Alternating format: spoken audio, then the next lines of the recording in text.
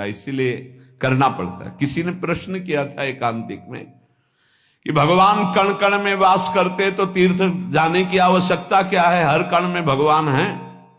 ठीक, तुम रोज गंदे नाले में डुबकी लगा लिया करो, भगवान तो सर्वत्र हैं। फिर गंगा यमुना में डुबकी लगाने की जरूरत नहीं है।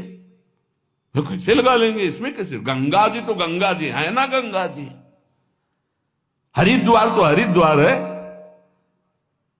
क्या सिनेमा घर में 3 घंटे बैठने के बाद आप पवित्र हो जाते हैं और 3 घंटे गंगा किनारे बैठ के राधा राधा पवित्र हो जाओगे? कैसी बुद्धि है भैया। गाय के पूरे शरीर में दूध है, लेकिन दूध का स्थान बनाया गया है। वहां बछड़ा जब पिन्हाएगा ऐसे के तो गाय पूरा दूध उतार देगी। ये तीर्थ स्थान भगवान के साक्षात स्वरूप है। भगवान सर्वत्र विराजमान है। मेहंदी के पत्ते में लाली की तरह पूरा पत्ता खोल के देख लो, एक बूंद लाली मिले तो बताना। लेकिन प्रक्रिया है, उसे पीस के लगाओ हाथ में, थोड़ी देर बाद लाली आ जाएगी। कण कण में विराजमान भगवान को प्राप्त करने की प्रक्रिया है। उसी प्रक्रिया में आता है काशी जाओ, उज्जैन जाओ, द्वारिका जाओ, नहाओ, स्नान करो, तप करो, भजन करो, स्वाध्याय करो, तुम्हारा हृदय पवित्र होगा। ये जो ज्यादा ज्ञान बघारते हैं इनकी बड़ी दुर्दशा होती है। पक्का स्थान है, जब उन स्थानों का सेवन करोगे और तप करोगे और दृष्टि बदलेगी, तब सर्वत्र वासुदेव, तब वासुदेव का अनुभव होगा। विद्या विनय संपन्ने ब्राह्मणे गविहस्तनी स्वनीच सुपाके चा पंडिता समदर्शिना। ये ब्रह्म ज्ञान बिन नारी नर करे न दूसरी बात, कौड़ी लागी लोभ वश करें विप्र गुरु घात। मन मानी आचरण करते, सुन लिया कि सर्वत्र भगवान है तो तर्क उपस्थित कर दिया। फिर काशी जाने की जरूरत क्या, तीर्थ यातन की जरूरत क्या है? ककारा पढ़ोगे, मात्रा पढ़ोगे, तब शब्द बोलना आएगा। आज जो है हम सीधे ऊपर की बात करते, नीचे से चलना ही नहीं आता है। ये एक स्थिति होती है उपासक की, जब देह भाव शून्य होती, भगवदाकार वृत्ति होती है। मनमानी आचरण करना, मनमानी तर्क उपस्थित करने से भगवत प्राप्ति नहीं होती। देखो शास्त्र कह रहा है, तीर्थादि सेवन महो विधिना ही नाथ। आप ईमानदारी से बताओ, यहां बैठे हो, जो तुम्हारे यहां भाव बन रहे हैं वृंदावन में, वो भला तुम्हें और जगह कहीं प्राप्त होते हैं? बताना। यहां के भाव लेके जाओगे तो और जगह भी भाव में बने रहोगे। लेकिन यहां का वायुमंडल आप ईमानदारी से देखना, क्या यहां के वायुमंडल की समानता आप कहीं कर सकते हो? परम पावन यमुना जी का स्पर्श करके शीतल वायु जो आ रही है, जगह जगह आपको नाम सुनाई देगा, कथा वार्ता सुनाई देगा। ऐसी भगवान की परम पुरियां हैं, भगवान के अवतार के धाम हैं, भगवान की लीला क्षेत्र हैं, भगवान के द्वारा स्थापित किए तीर्थ है। इनकी अवहेलना नहीं करनी चाहिए, ज्यादा ज्ञान नहीं बघारना चाहिए कि अरे ऐसा सब जगह वृंदावन है। वाह, अनुभव करके दिखाओ। वृंदावन की रज का सेवन कर रहे, फिर तुम्हारी दृष्टि वृंदावनमय हुई तो आप बहुत दूर से वृंदावन का अनुभव कर लेंगे। और अगर यहां की रज का सेवन नहीं हुआ तो कभी अनुभव नहीं कर पाएंगे। कभी नकारना नहीं चाहिए। ये बहुत ज्यादा ज्ञान जिसको ब्रह्मबोध हो गया है, वो स्वयं काशी में विराजमान है। वंदे बोधमयम नित्यम गुरुम शंकर रूपिणम, उन्हीं की शरण में एक से एक ब्रह्म ज्ञानी महात्मा विराजमान, जो प्रेमी जन संपूर्ण ब्रज 84 कोश में, अगर बाहर भी हैं तो यहीं का रसास्वादन किए हुए। साधन भूमि देखो जाके, एक महात्मा के दर्शन कराए, बर्फ में ऐसे बैठे हुए हैं, बर्फ जम रही है और ऐसे खुला शरीर बैठे हुए हैं, लंगोटी लगाए। सर्दी होती तो कांपते हो, स्वेटर और ये दुनिया घूमा।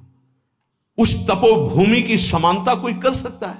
हरिद्वार, ऋषिकेश, कैलाश, इनकी तपोभूमियां जो हैं उसकी समानता कोई कर?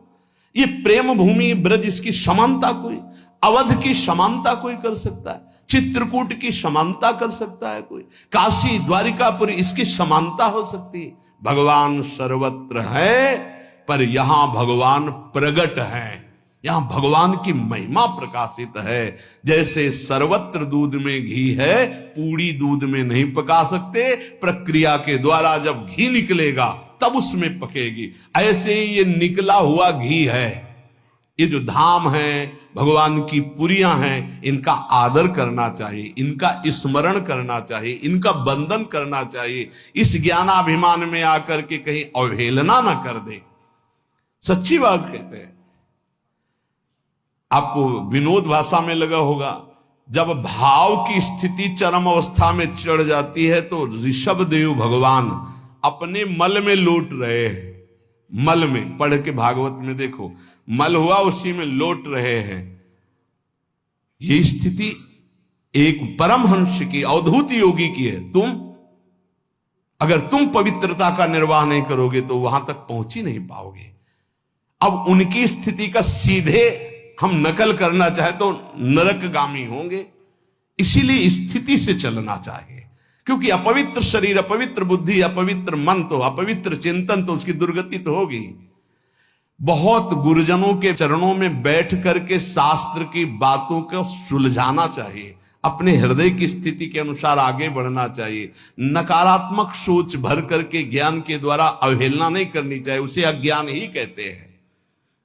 कह रहे हैं तीर्थादि सेवन महो विधिना ही नाथ, नाकार्ये न मनसो मम शोधनो स्यात्। इस मन ने इतना नकारा कि कभी तीर्थ ही नहीं गए, कभी किसी धाम नहीं गए। नाथ, अब मेरी दुर्गति पक्की है, कृपा सिंधु अब आपके चरणों का सहारा है। वेदांत शीलनमपि प्रमितिम करोति ब्रह्मात्मनः प्रमति साधन संयुतस्य नैवास्ति साधन लवो मयि नाथ तस्यात् तस्मात् त्वमद्य शरणं मम दीन बंधो। ये ज्ञान स्वरूप का बोध कराता है, ये ज्ञान सत्य का अनुभव कराता है। पर प्रभु ज्ञान ऐसा जो बोध कराए, सत्य का अनुभव कराए, उससे विमुख होकर के हम ज्ञान का स्वरूप सच्ची मानिए। अगर आपके जीवन में भजन नहीं है तो ये ज्ञान की बातें सुनकर, दूसरों को सुनाकर आप भगवान के अस्तित्व को भी स्वीकार करने लायक नहीं रहेंगे। जब तक हम गुरुजनों के चरणों में बैठ करके आराधना नहीं करते, तब तक वो ज्ञान अज्ञान ही होता है। अगर ऐसा होता तो उपनिषदों में आप देखो, ब्रह्म ऋषियों के चरणों की 12-12 वर्ष तक आराधना की, तब उनको एक सूत्र दे दिया, तब उनको अनुभव में आया। आज मनमानी आचरण करते हैं और ज्ञान की बातें सुन करके भगवान की आराधना, तीर्थों का, धामों का, नाम का, रूप का, लीलाओं का, इनका खंडन करते हैं। पता नहीं भगवान की कैसी विचित्र माया है, कौन सा ज्ञान प्राप्त हो गया। ब्रह्मात्मना प्रमति साधन संयुतस्य, ये ज्ञान ब्रह्मात्म बोध के लिए है। ये भगवान की अवहेलना, तीर्थों की अवहेलना, या नाम की अवहेलना, या ठाकुर जी की सेवा पद्धति की अवहेलना, इसके लिए नहीं है। देखो, अगर ऐसा होता तो भगवान श्री राम रामेश्वर रूप में शंकर जी की आराधना कर रहे हैं, भगवान शंकर हनुमान जी के रूप में राम जी की आराधना कर रहे हैं। इनसे बड़ा कोई ज्ञान नहीं। आजकल ज्ञान होता है तो सीधे भगवान की आराधना की अवहेलना करना शुरू। स्वयं परम ज्ञानी भगवान शंकर ज्ञानी नाम गण्यम हनुमान जी का रूप रख के राम जी की सेवा में राम जी रामेश्वर जी की सेवा कर रहे हैं। सेवा भगवान स्वयं कर रहे हैं, जो ज्ञान स्वरूप है, बोध स्वरूप है। इसलिए ऐसे ज्ञानी की चर्चा ना सुने जो नाम की अवहेलना, रूप की अवहेलना, ध्यान की अवहेलना, सेवा की अवहेलना, तीर्थों की अवहेलना, भगवत भाव की अवहेलना करे। आजकल ऐसे